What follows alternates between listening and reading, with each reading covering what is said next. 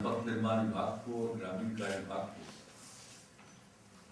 बधाई देता हूं कि 2012 के 12 दिसंबर को, जिसे बोलचाल की भाषा में हम 12-12-12 कह रहे हैं, इस कार्यक्रम का आयोजन किया है और दोनों ने अपने अपने विभागों के लिए 1212 करोड़ रुपए की योजना का प्रत्येक ने शिलान्यास करवाया और उद्घाटन कराया। तो यह भी एक संयोग है कि आज के दिन आपको 1212 करोड़ योजना दोनों विभाग को मिली।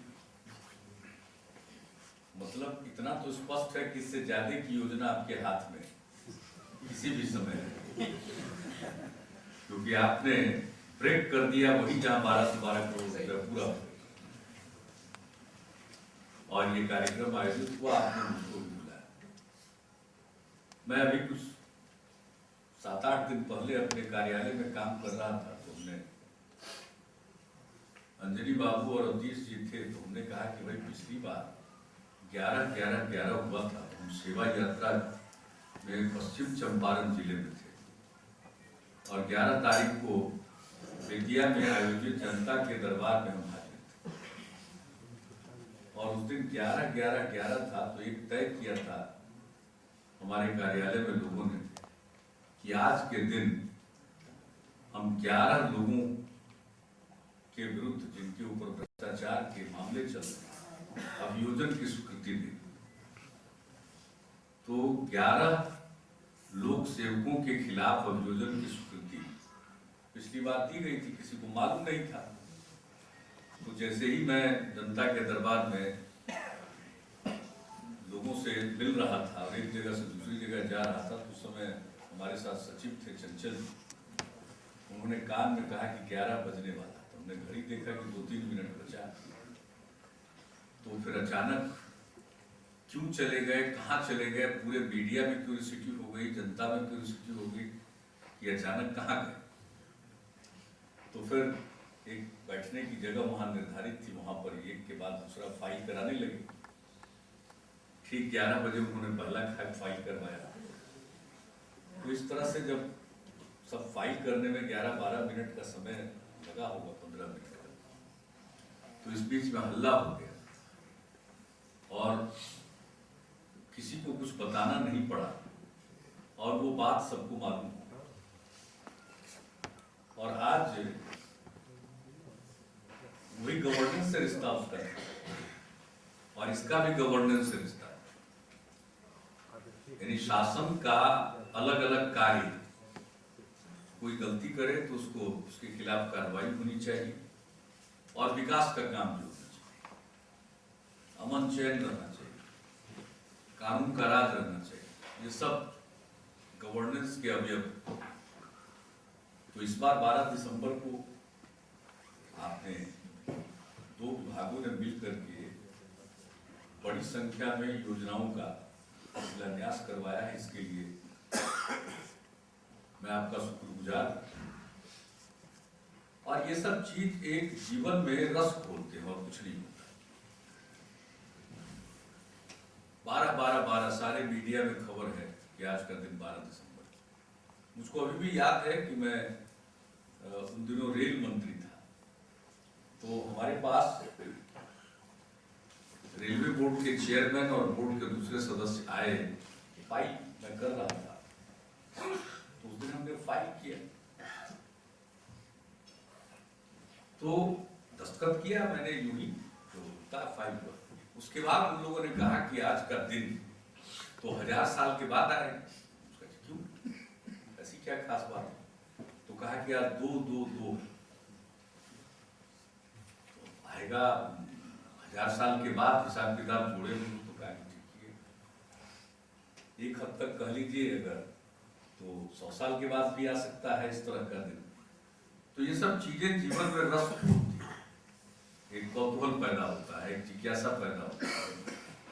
और सबसे बड़ी चीज है कि कोई भी काम करने में जब तक जीवन में यह सब पहलू न हो, मन लगना, कुछ खासियत, हम चाहे तो 1 जनवरी नहीं मना सकते, कहाँ मनाते थे पहले, अब सब 1 जनवरी मनाते। सोते ही नहीं है जब तक कि 12 बज न जाए और 1 जनवरी आ न जाए। तो ये सब क्या है जीवन में? जैसे पर्व होता है, त्योहार होता है, आप काम करते रहते हैं, पर्व त्योहार के दिन खुशियां मनाते हैं।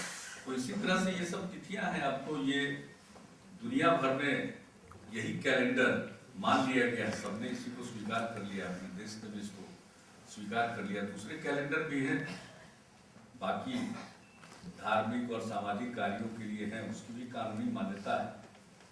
लेकिन किसी से पूछिए तो उसके बारे में बहुत जानकारी नहीं रहती, वो प्रचलन में कम रहता है।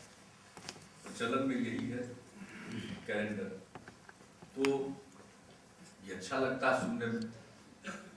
तो आज के दिन आपने कुछ किया, तो यह भी एक विभाग के अंदर और जनमानस के अंदर इस तिथि को याद कराकर, और इसको याद रखेंगे आप लोग, ये चीजें ऐसी है तो अच्छा बिल्कुल याद हो जाती है। अच्छा 12 दिसंबर वाला, तो इस तरह से इन तिथियों पर का खास महत्व अपने आप हो जाता है। और चूंकि मिलेनियम की शुरुआत हो रही है, इसलिए 12 अंक तक, चूंकि 12 महीना होता है, ये महत्व तो सदैव रहेगा। और दूसरी बात, जब ऐसा कोई दिवस आएगा तो हममें से तो कोई नहीं रहेंगे उस समय,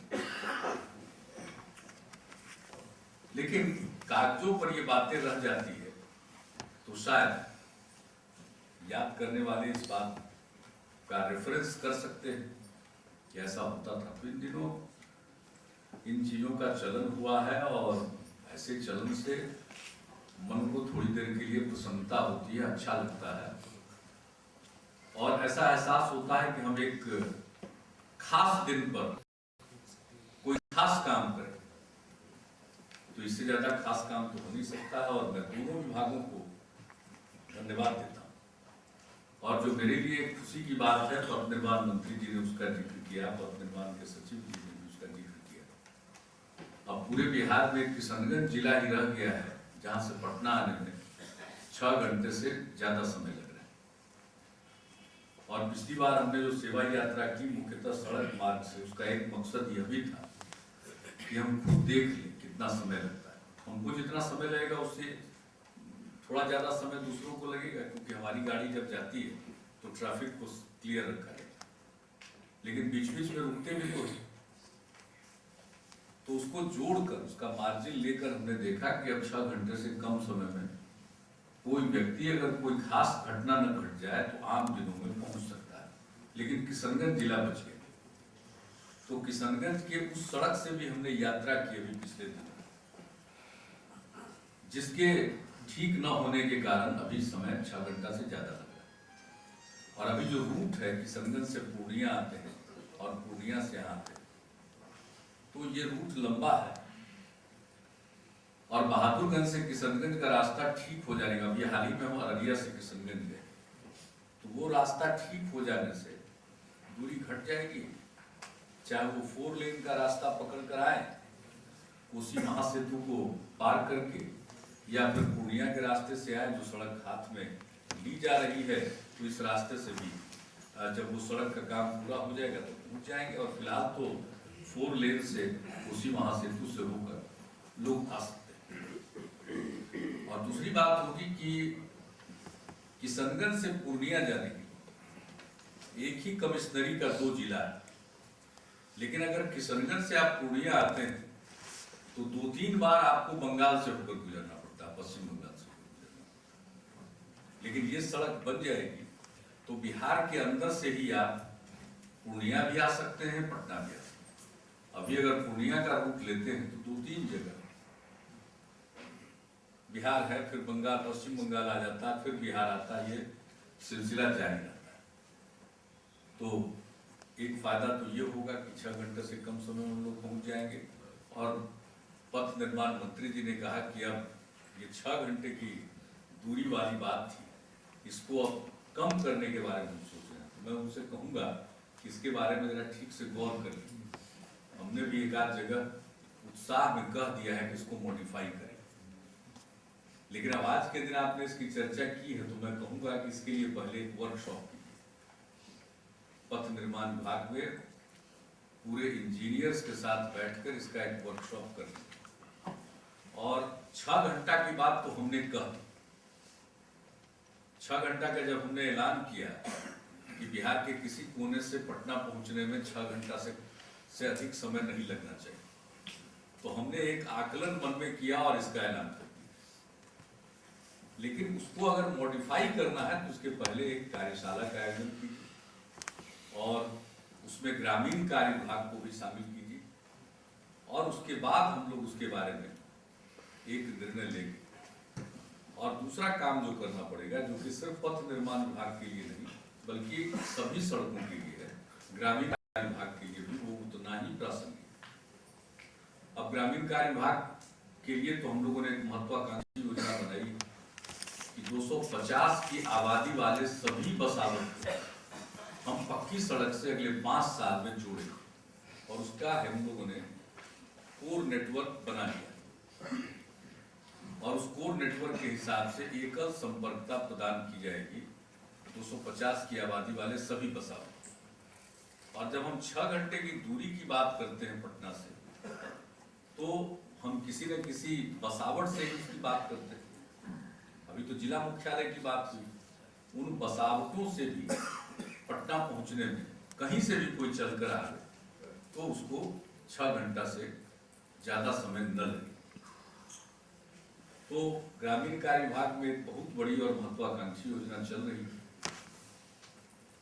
चलने वाली है और इसके लिए अब ऐलान हो चुका है, असेंबली में भी इसकी घोषणा की जा चुकी है। उस पर अग्रतर कार्रवाई ग्रामीण कार्य विभाग कर रहा है, जल्दी से जल्दी उस पर काम शुरू करें। लेकिन दोनों विभागों के अंतर्गत आने वाली सड़कों के लिए और दरअसल सभी सड़कों के लिए, लेकिन बाकी के सड़क भारत सरकार के हैं, नेशनल हाईवे हो या NHAI के अधीन की सड़कें। अपने यहाँ की जो सड़क है, चाहे वो पथ निर्माण विभाग के नियंत्रण में हो या ग्रामीण कार्य विभाग के नियंत्रण में, दोनों के लिए एक चीज की आवश्यकता है, वो है मेंटेनेंस पॉलिसी। हम सड़कें बना रहे हैं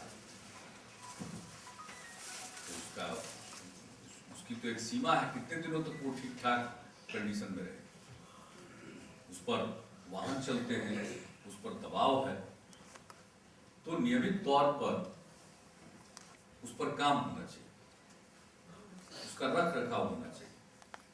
और वो अब हमारे लिए सबसे बड़ी बात है, क्योंकि नए सड़कों का निर्माण अब आवश्यकता उतनी नहीं है जितना हम लोगों ने हाथ में ले लिया है। अब उसके बाद सड़कों के, नए सड़कों के निर्माण की जरूरत कम पड़ेगी। लेकिन जो सड़क हम बनाते जा रहे हैं उनके रख रखाव की जरूरत बहुत पड़ेगी, और वैसा हम नहीं कर पाएंगे तो फिर जो बनी हुई सड़कें हैं वो और फिर हमको बहुत ज्यादा धन खर्च करना पड़ेगा फिर से नए सिरे से सड़कों को बनाने। तो अब हमारे सामने जो सबसे बड़ी बात है, और मैं समझता हूँ कि इस वित्तीय वर्ष में ही मेंटेनेंस पॉलिसी को अंतिम रूप दे देना चाहिए और उसका एक शेड्यूल बनना चाहिए और दोनों विभागों के लिए वो लागू होगा। जैसी सड़क है उसी हिसाब से उसका मेंटेनेंस होगा और मेंटेनेंस करने में पैसा लगेगा। लेकिन नियमित तौर पर अगर सड़कें मेंटेन हो जाएंगी तो वो टिकाऊ होगी।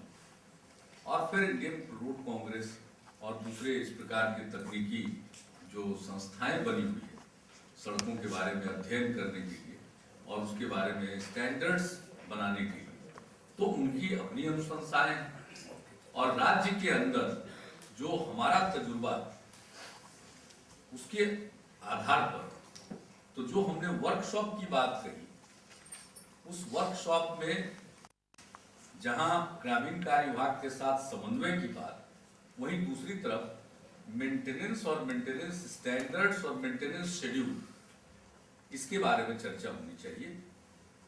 2 दिन लगे 3 दिन लगे, लेकिन बैठ करके गहन चिंतन उस पर होना चाहिए और सब लोग बैठकर एक खाका बना लें और उस प्रस्ताव को लाएं। और हम लोगों को खुशी होगी कि कि उसको स्वीकार करें और हर साल बजट में उसका प्रावधान करना पड़ेगा, और वो हमारे लिए बहुत बड़ी आवश्यकता है, जरूरत है।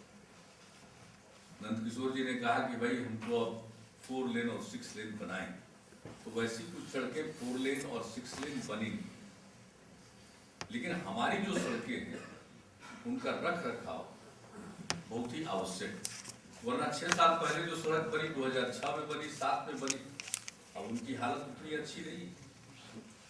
तो उनकी हालत को ठीक रखने के लिए मेंटेनेंस शेड्यूल के हिसाब से काम होना और उस प्रकार का काम होना आवश्यक है। क्योंकि अगर हम पॉलिसी नहीं बनाएंगे तो फिर मेंटेनेंस का काम कॉन्ट्रैक्टर ड्रिवन हो जाएगा, इसका हमेशा खतरा रहेगा। जिस इलाके का कॉन्ट्रैक्टर होशियार है, तेज है, नीचे से ऊपर तक उसने तार बिछा लिया, वहां के सड़क के मरम्मत का तो प्रस्ताव स्वीकृत हो जाएगा। लेकिन बहुत ज्यादा जो जहां जरूरत है, जिसका मेंटेनेंस होना चाहिए, वो छूट जाएगा। हम और आप सभी जानते हैं इस बिहार में पहले ज्यादातर काम कॉन्ट्रैक्टर ने, वो जो चाहता था अपना करा लेता था। तो अब तो वो संभव नहीं।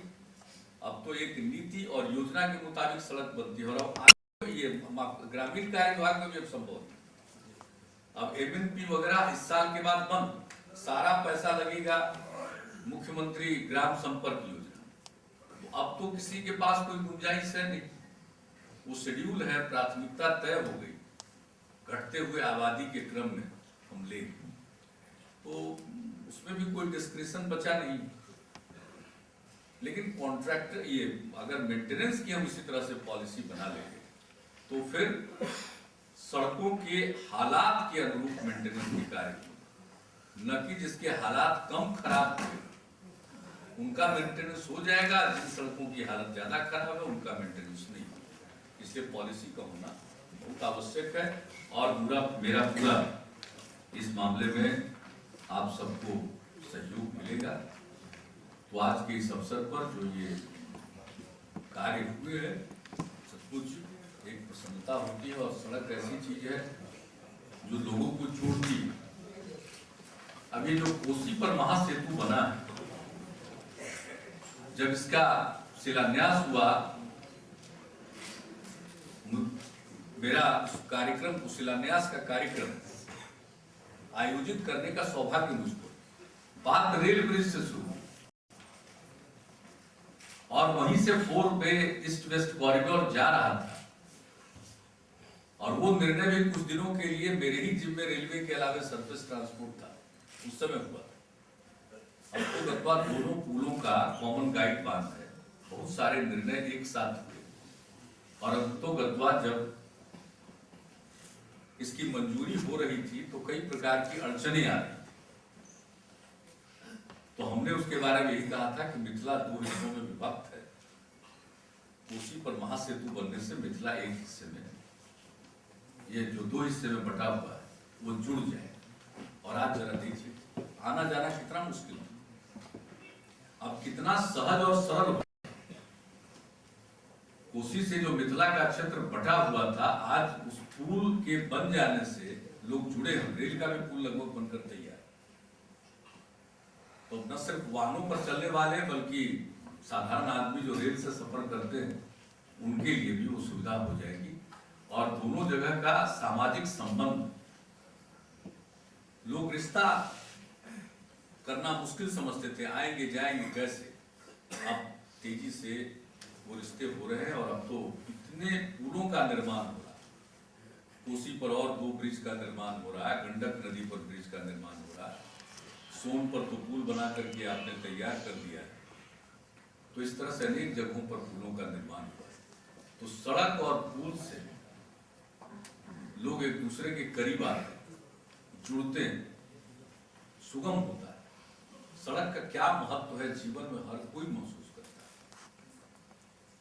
आज भी मुझे वो दिन भूलता नहीं है जब 2004 का लोकसभा का चुनाव चल रहा था और केंद्र में मैं मंत्री था।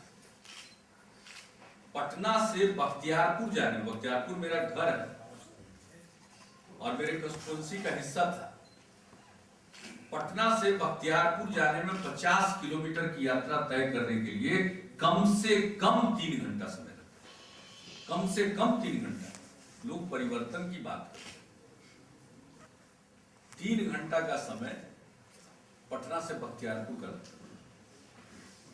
बाद में हमने अपने कैंपेन के दौरान बख्तियारपुर